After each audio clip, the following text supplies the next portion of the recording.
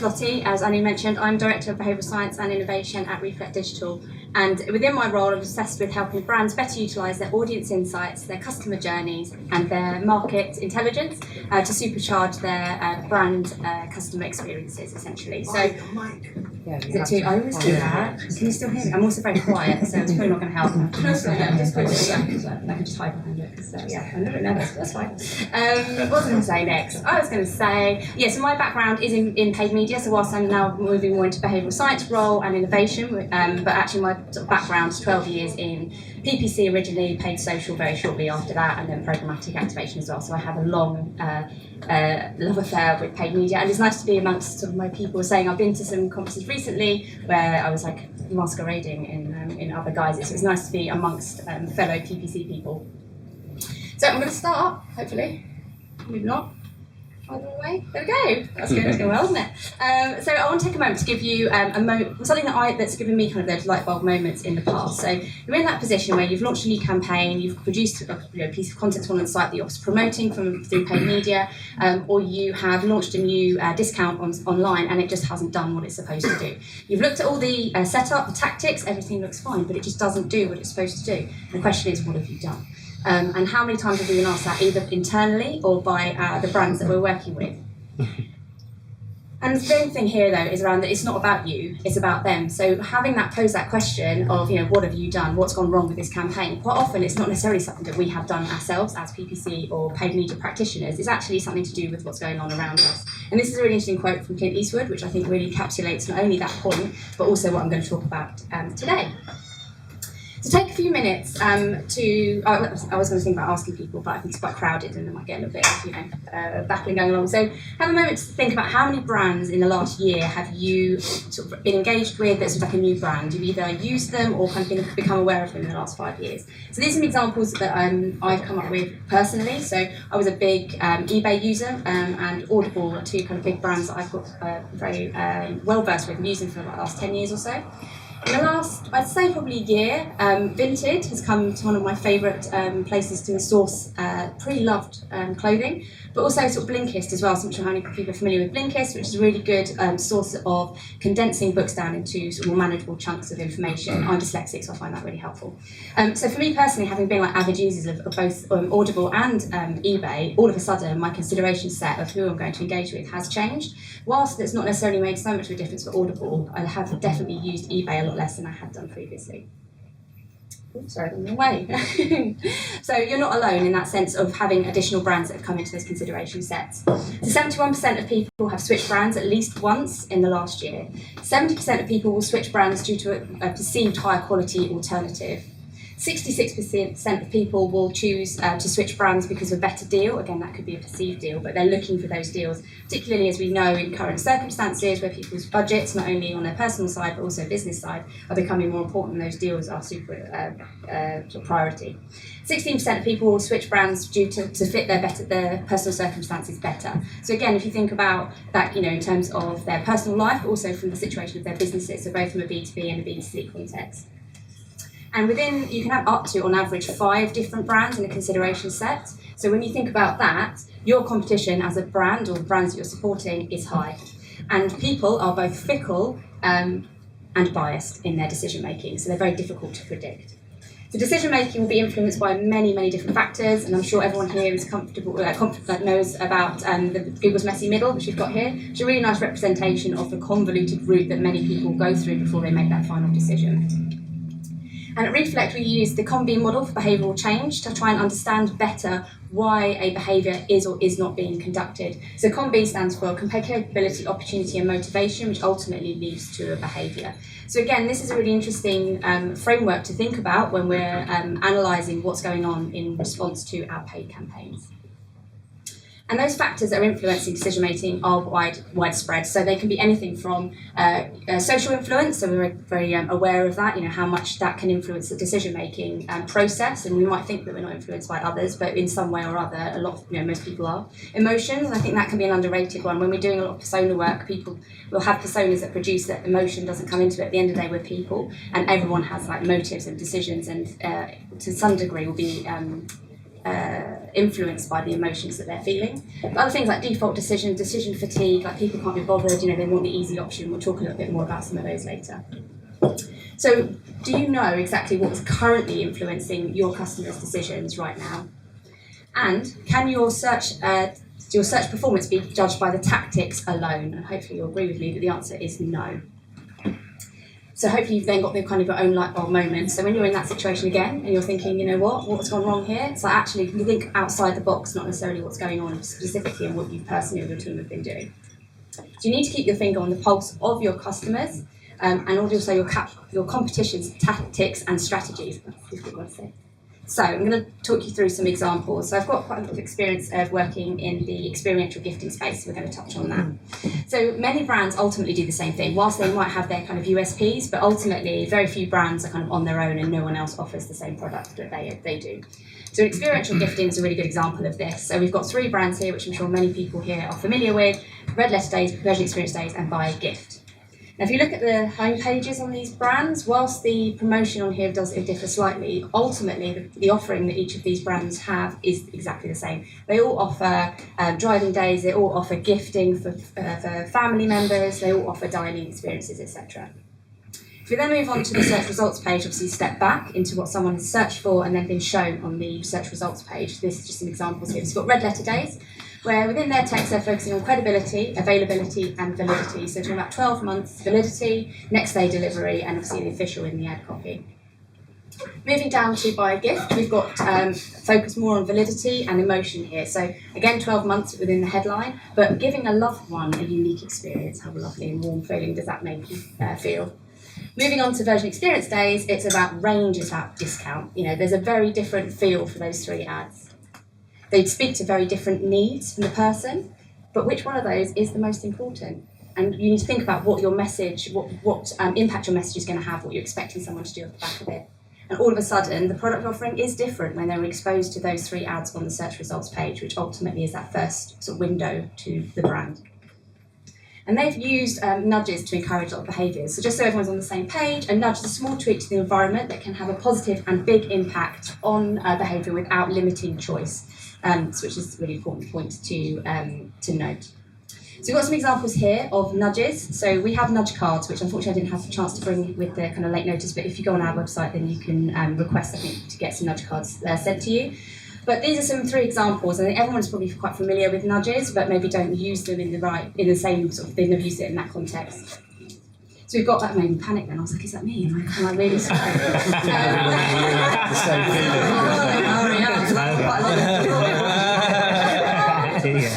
So choice overload, when you're giving people too much choices. So to these examples we looked at for the different experiential brands, we've got thousands of products. Like, I don't want to know you've got thousands of products, because that means I've got thousands of products I've got to sift through and I don't really know what I want to buy. I'm sure I'm not alone in that feeling. So giving people too much choice is not necessarily the right thing. Scarcity effects, so people tend to assign higher value to items or opportunities that are perceived as limited. So obviously we're very familiar with that, with the idea of countdown ads. We're giving that sense of kind of this, this is something that is not going to be around forever, so we need to capitalise on this. And then present bias, so people prioritise short-term rewards over long-term gains. So again, if we're looking at the examples of, they've got 12-month validity, and it's actually quite interesting in that sector, of particularly during COVID, of like how important 12-month validity was. It was important then. I'd argue, is it so important now? Do people really care more about the fact that you've got 12 months on my ticket, my voucher, versus I'm going to get 25% off? Which one of those things is more important?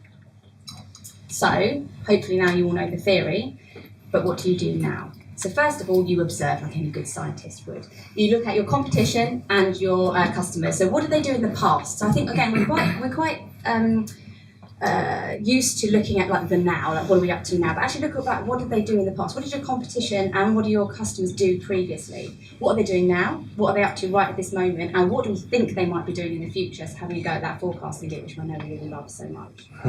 And there are loads of different sort of ways to get this information. So for example, using things like sort of keyword coverage, your competition USP monitoring, which I will talk a little bit more about some of these processes in a moment. From a customer perspective, search and social listening, which hopefully everyone's fairly familiar with. Things like customer journey mappings, understanding what's going on, but messaging tests as well. And understanding what your data you need is super important. So there are lots and lots of different platforms, some of which are paid, but many of which aren't. And there are ways to get this information if your budget is small, which I think is super important, because when we are in a situation where maybe the brand we're working with doesn't have loads of budget, we still want to be able to provide these insights, but we can't necessarily pay out for some of these more expensive tools. And another really important thing to consider is who your competition are. So I can't count the number of conversations I've had with brands where it's like, oh, these are our competition. Then you show them these brands, no, they're not our competition, but they're on your search results page, they're in your auction insights, they are your competition, whether you like it or not. So there could be the difference between who the brand perceive as their competition and then who is actually competing with them in the search results as well, which is also really important. A good example of this is Amazon. Everyone's, oh, there's no point worrying about Amazon. Well, I don't think that's true. You need to keep an eye on Amazon. Surely you're not going to compete with them necessarily, given depending on which business you are. But you need to know what they're doing, because otherwise, how will you know what impact what they're doing is having on your own bottom line? And then deciding on the frequency of data acquisition, which again will depend on what tools you're using and obviously the capacity and time you've got available within your team. So an example, a really easy example of how to do this, because I've gone kind of more simple, because obviously the tools themselves are fairly clear in how they deliver it, but you can document this insight over time. So getting those screenshots of the search results pages is a really simple way of understanding, okay, well, what was showing at that point. Obviously that's a snapshot, and as we know, there's lots of different snapshots throughout the day, but it's still really helpful to give a little bit of an indicator of like, what kind of messaging are we expecting, or what are they showing, and keeping that record through time. So what did it say? What did the content say? And that could be kind of anyone, as long as it's sort of structured and stored in the correct way, so that you know exactly what it's showing. Also reviewing customer data on a quarterly basis. So again, I've had so many brands are like, oh, we looked at our customers last year or 3 years ago, and it's like, well, things are changing so quickly, like that's completely pointless. Now, you might find that actually there's not massive amounts of change, but platforms are changing, communication styles are changing, what's important to people are changing, what's prioritising based on what's going on around them is changing. So doing that more frequently is really important. And again, that can be a relatively sort of easy thing to do. It doesn't have to be a costly process. And ultimately, you're building a bank of knowledge. So I don't want anyone to go away thinking, oh, well, I can do this tomorrow and then I'm going to have all this insight, it's great. This is a slow burner. This is a process of taking this information in, gathering that data and insight, and then looking at what you're going to do with it, which we'll talk about in a moment. But it's really about building that up. And a really good example of this coming up for anyone who's in retail is obviously Black Friday coming up. So that can be a really good chance to test this out. So start that process of examining what's going on the search results page with your competition in that lead up, documenting that. You may be able to action some of the insights based off what you're seeing this year. It might be that you'll store that for next big peak that they've got, or next year when they've got the next Black Friday period. But this is a really nice opportunity to start this now from a retail perspective. If you're in a sort of B2B sector, again, identify where those big peak periods are and where you might actually have sort of changes and what you think might be going on. But for B2B, typically it's more of an ongoing process of like keeping that main sort of eye on things throughout the year. So once you've got all that information, you've observed what's going on, you then can plan. So consider what influences the fact of the decision making that you're going to ask somebody to do. So you've got all of these offers and sorry, I'm just not trying to thought. Offers and availability, but actually they'll have a lot of like T's and C's that are involved in that. Understanding what that is super important, and deciding, okay, well, what kind of actual promotion are we offering? Like realistically, what is the consumer actually going to get? You can then take your content calendar. So I know from a PPC perspective, like some places do this, like we very much like to bring together the SEO and PPC sides together so we can maximise on those learnings. So having that content calendar, overlaying what the content push is from an SEO perspective, as well as then what the promotions are going to be that we might be putting live from a page perspective. And then you overlay that, so you've got your data with your competition's content calendar. And again, you do this based either anecdotally or you may already be familiar with what's going on. Obviously, this observing process will help you fuel this. And all of a sudden, you've then got your content calendar, their potential content calendar based on what they've done previously. And you can start to identify where there might be differences in terms of what you're offering versus what they're offering. And then you can test. So remembering all the time that the variables you're testing are not just your own. So again, it's like, oh, I'm doing this test. It's great. I'm doing this. Again, it's not what's going on around you. You're not the only one who's got a Black Friday deal going on.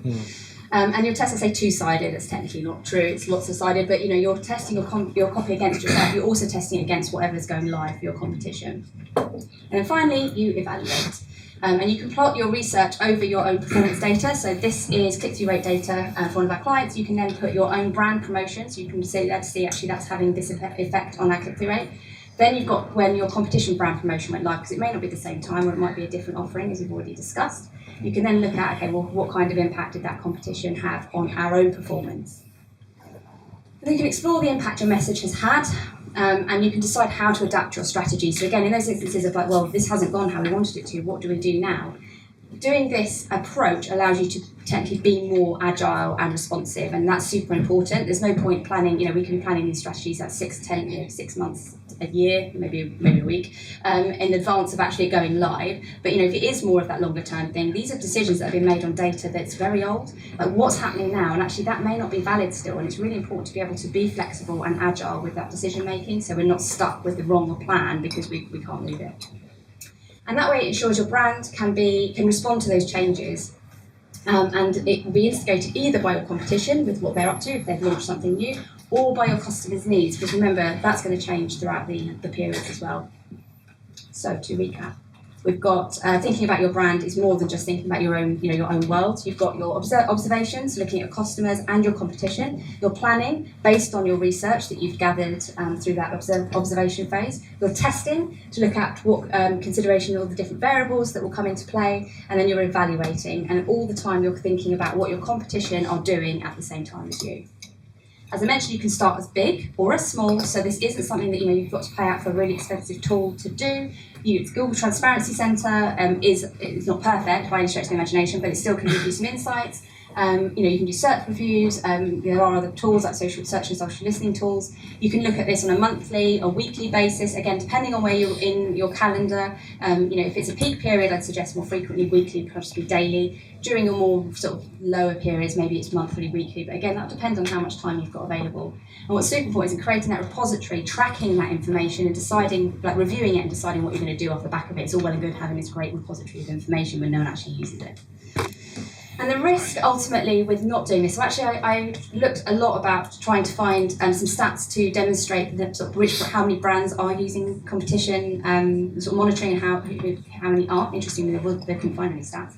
But from my own experience, not having that sort of finger on the pulse of your competition and your customers means that you are reducing your credibility. When the other brands around you are appearing to be more in tune with your customers and you're just not, that will become much more obvious compared to what you might think it will be. Losing market share, obviously if they're more capable of adapting to the needs of the customers and of what's going on around them, then you will be squeezed out. Become less irrelevant. So if you're not staying in touch with them, you're considered, again, you've got to think about, you might think, oh, this isn't a big deal, but if everyone else is doing it and you're not, then that is a big deal. Stunting growth because you're not able to grow that market share, and lack of innovation, because I think ultimately if we're so busy looking at what we're doing, how can we really be innovative? And I think that's a really nice point recently I've been chatting to with brands around looking at not only around your competition in your own sector, but obviously beyond your own sector as well. Could be really informative to give you some new ideas and things to try and test. So hopefully I've given you lots of food for thought, and next time you're posed that question of what happened here, you can have a good repository of data, or at least a place to think about, let's have a look at what's been going on elsewhere in the market. And I'll leave you with the thought that it's not about you, it's about them. And thank you. So you can run my LinkedIn slide.